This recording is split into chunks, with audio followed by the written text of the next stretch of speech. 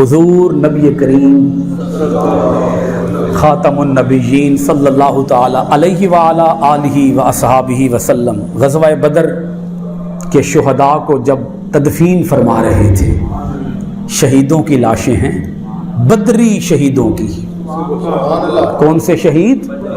بدری شہید. جب ان کی لاشیں اللہ کے رسول علیہ السلام آپ تدفین فرما رہے تھے تو آپ علیہ السلام نے ارشاد فرمایا ترتیب قائم رکھو. کیا قائم رکھو؟ ترتیب. عرض کیا حضور کیا ہے ترتیب؟ آپ علیہ السلام نے ارشاد فرمایا جو قرآن کا حافظ ہے اور قرآن کا عالم ہے اس کی قبر آگے رکھو.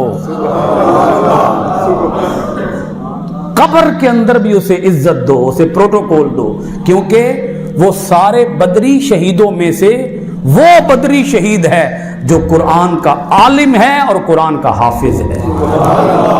اسے قبر کے اندر بھی پروٹوکول دو.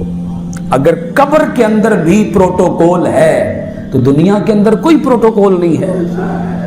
اس لیے ہمارے ذہنوں میں، ہمارے دلوں میں اس کا احترام ہونا چاہیے جو قرآن کا عالم ہے اور قرآن کا حافظ ہے.